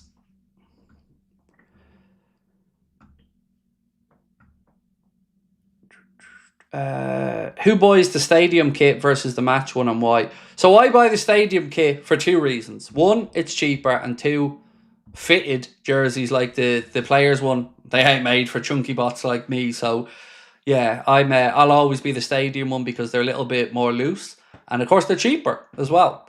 So yeah, that's for me. It'll always be that one because I'm bit of a chunky bot at the minute. First time in Turkey? No, fifth time. I was over there with my wife. October? Yeah, I was over there last October with my wife as well. Craig, random question. Do you get nervous for those live shows? Oh, mate, that's why I'm not doing anymore. By far and away, it's the most nerve-wracking thing associated with anything I do. For those live shows, just for me to get on the stage, it takes a solid 6 weeks of therapy with a psychologist to get prepared for it. It's a week of sleepless nights before it. It's a bag of nerves on the day leading up to it. And it just takes a lot out of me. And yeah, I'm not capable of doing them, to be honest. So that's why I said I feel like I had unfinished business with Liverpool because obviously with what happened at the parade, we had to cancel that last show. And I promised Cork I'd come and do one in Cork. So, yeah, I'm a bag of nerves for them, mate. I just, yeah, really, really, really nervous doing them.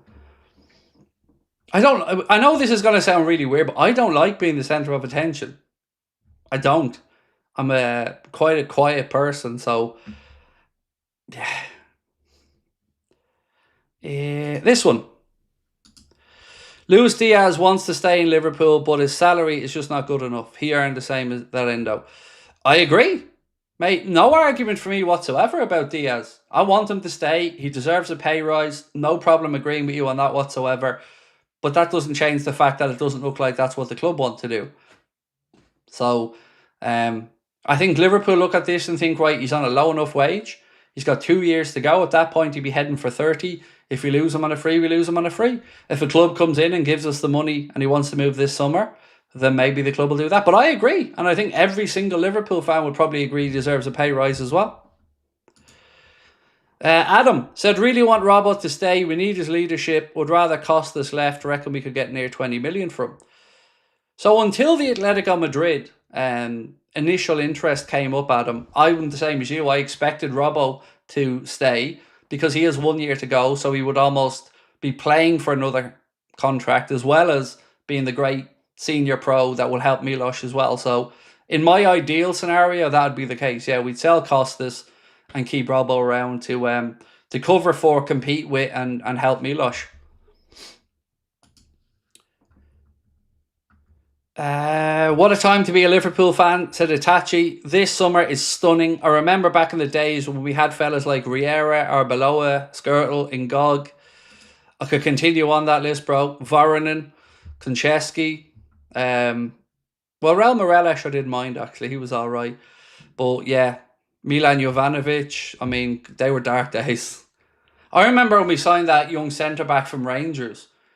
I think it was like 2.5 million, and I was excited about it because that was like a sort of big deal for us under Rodgers at the time with the way the club was. I remember being on holidays in Turkey, and I think it was Northampton beat us in the cup, and it ruined my holiday. I absolutely just hated it. Wilson, that was him. Jonesy lad, yes, that was him. We brought him in, I thought. I'll also never forget Brendan Rodgers telling us, oh, we're bringing in this young lad. You're going to love him. He's going to be really exciting. He's going to be a great signing. Welcome, Fabio Borini. You know, and I liked Borini for what it's worth. But yeah, it wasn't exactly a roaring success. Oh, Kyriakos as well. Yeah. I mean, Kyriakos was great as long as... Oh, no, it wasn't Kyriakos. Who was the other one? Who was the... We had a centre-back that was brought in, not Big Greek Kyriakos, another senior one who had played under Rafa at Valencia. What was his name? I can't remember his name. My God, he was great if everything was right in front of him, but if he had to turn or, run backwards, we were screwed. What was his name? Pellegrini. That was the one. Yeah, him. I remember that as well. Pellegrini, yes, that's the one. Sebastian Coates, no, but it's mad. He's been at Lisbon for a really long time, Sebastian Coates, since he left Liverpool.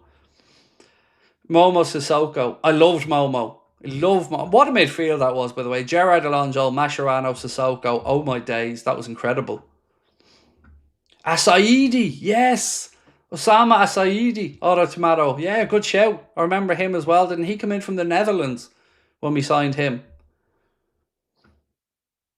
Is he not at Sporting, Gecko? I didn't know he'd left. Sorry, mate. I didn't know he'd left. He was there anyway, right up until whenever he did leave.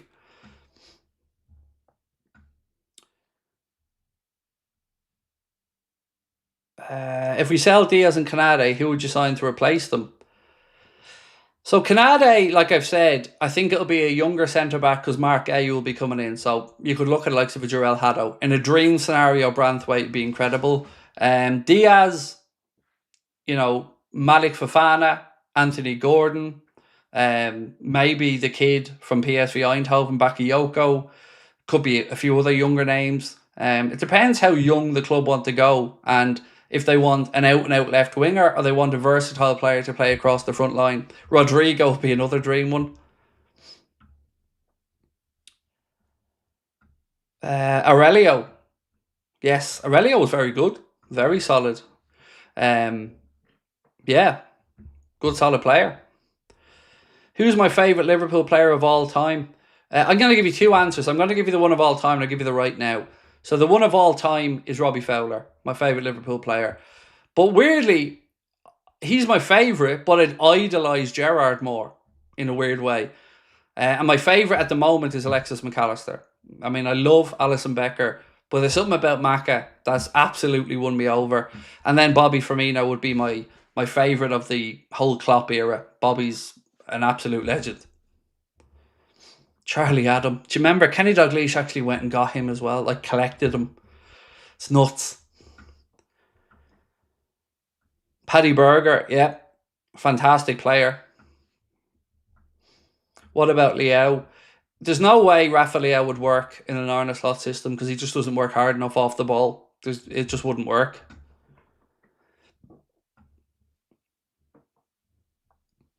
Everybody forgets about Arbeloa and Aurelio and Agger. All really good players. I mean, Arbeloa, I mean, his career speaks for itself. You know, went Madrid again. Fabio Aurelio was just really unlucky with injuries, but what a left back he was. And Daniel Agger, I don't think anybody ever forgets about Dagger, to be honest. He bleeds Liverpool. Collins, homegrown. We're losing too many academy players. Yes, profit, but we need more English talent. Well, Collins is Irish for a start, mate. But he is homegrown. But let's not talk about English talent. He is Irish. And you're right. You do need to keep an eye on the homegrown club. But Marc Guehi is coming in, you know. So if we lost Kwanzaa, Marc Guehi will come in there. But you are right. We do need to keep an eye on it as well. But Frimpong will also come under the homegrown category because of the 9 years at the City Academy.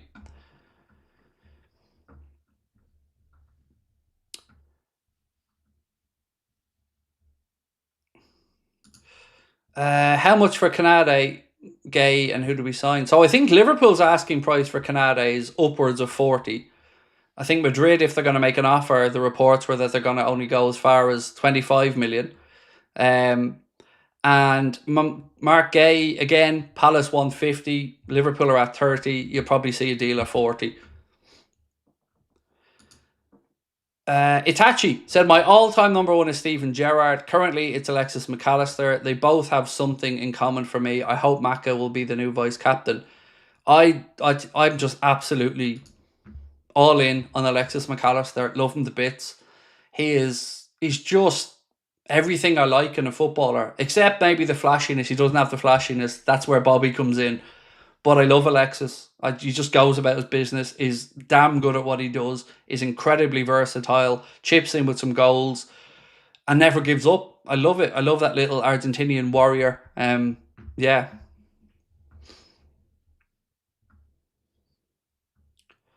Remember Ricky Lambert. In a weird way, I was a little bit sad that didn't work out for Ricky, because he had a great couple of seasons at Sunderland. Wasn't it Sunderland he was at? Or Southampton. Sorry, Southampton. And came in as Liverpool fan, but yeah, it was a weird one. But didn't really work out. But wanted it to work out for him because you knew what it meant to Ricky Lambert to come and play for Liverpool. Sami Hyypiä, incredible. Still, for me, pound for pound, one of the best signings we've ever made, Sami Hyypiä. If you're looking at value for money, what a player Sami was. I often say, and I've said it on here, imagine him and Virgil in the same defence. Oh my God, you're not getting past them two lads. Not a chance. Remember Ibe? I thought he would tear up the Prem. So I remember watching Jordan Ibe. Liverpool were playing Shamrock Rovers in... Oh, was it Shamrock Rovers? No, Celtic. Liverpool were playing Celtic in Dublin. And I remember seeing Jordan Ibe warming up, and Raheem Sterling had just gone. And I said to my wife, he's going to be better than Raheem Sterling, he is. Look at him. He's an absolute beast of a fella. Has it all. And yeah, I wasn't quite right on that one. But yeah, I absolutely thought Jordan Ibe was going to be something really special. Anthony Letalak. Do you remember Bruno Cheyrou, the new Zidane?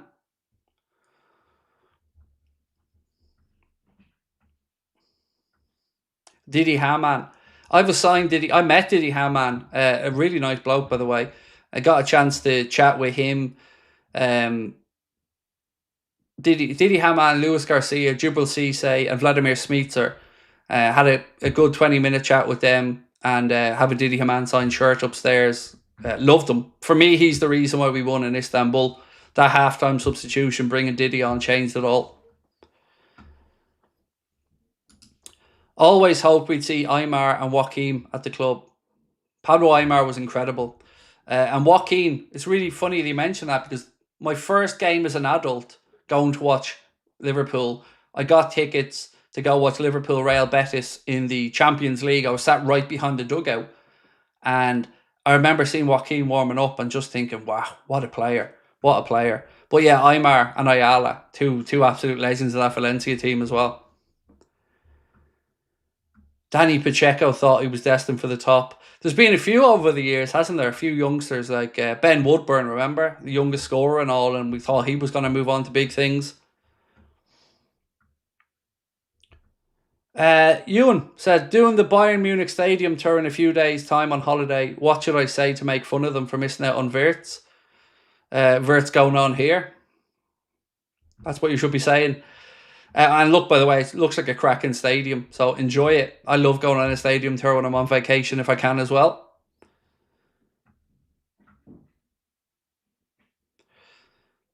Itachi said we were close to getting David Silva.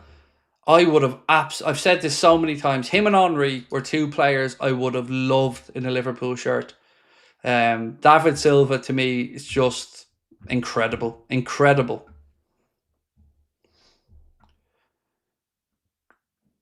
Suso was quality. Where did he end up? Didn't he end up at Sevilla at one point? And then was he in Italy as well? I swear he ended up at Sevilla, Suso, and then I think Italy. Florence Inima-Pongolle. I remember him, Darren. He also didn't Florence Inima-Pongolle score in that Olympiacos game where Gerrard got the 3-1, where Rivaldo scored the free kick. I think, if I'm not wrong, it was either Florence Inima-Pongolle or it was Neil Mellor, or maybe both scored in that game.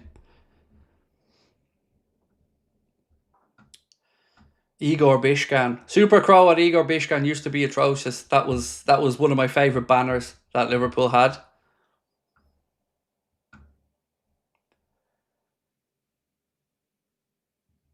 It was Pongolle, Mellor and Gerrard. There we go. I'm actually quite proud of that, Steve, that I actually remember that, because my memory is shocking, bro. So I'm proud I remember that one. Pongolle with dreads. Thought he was quality.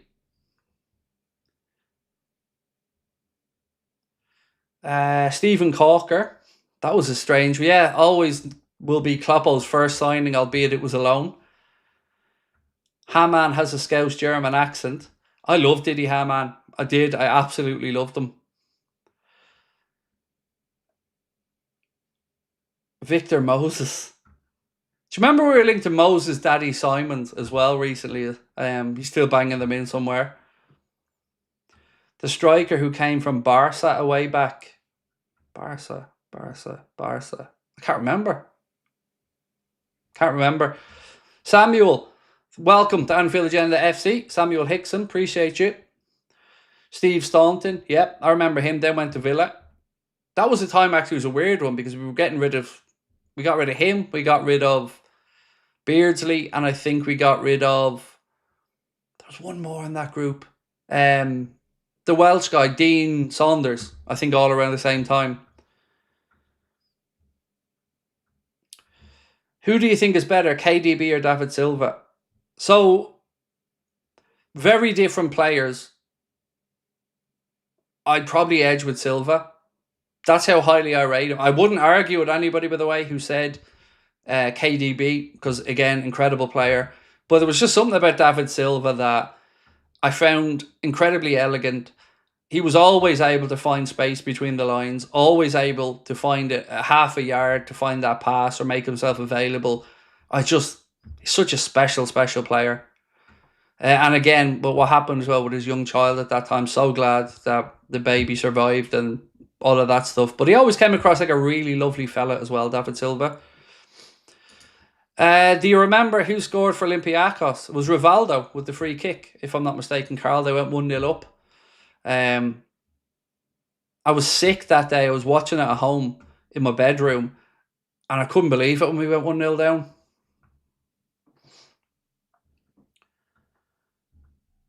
Yari Litmanen was good as well. And then we had Fernando Morientes, was an interesting one we brought in. Gary McAllister was incredible. I'll always love him for that free kick against Everton that he pinched about 20 yards. Who's the replacement for Mo Salah in the next 10 years? Oh, I don't know. Yeah, I don't know. Let's worry about that maybe in a year's time or a year and a half's time. Ryan Babel. Yeah, that was an interesting one as well.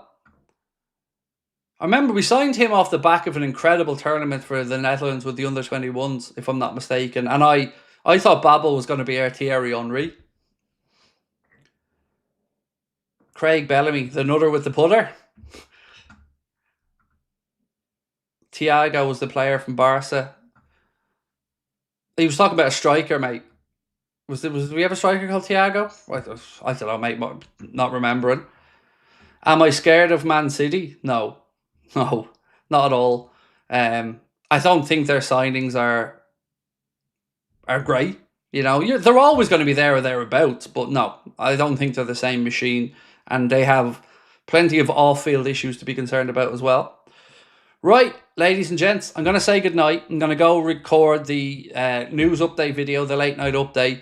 We're going to be talking a little bit about Harvey Elliott. We're going to be speaking about Owen Beck. Going to be talking about Volkmada and a few others as well. So look, if you can, we haven't got to 1,000 likes yet. We need to keep this going. We need 118 before you head off. If you could be so kind, take 1 sec, hit that like button for us. We will see you guys tomorrow, same time, same place. And don't forget, if you want to join our WhatsApp community, just scan that QR code on the screen and that will take you in there, and we'll give you all the updates we can as quickly as we can in there. But yes, before you do, just if you can hit that like button for me, that would really help us out. And we'll see you tomorrow. Much love, my friends. Bye-bye.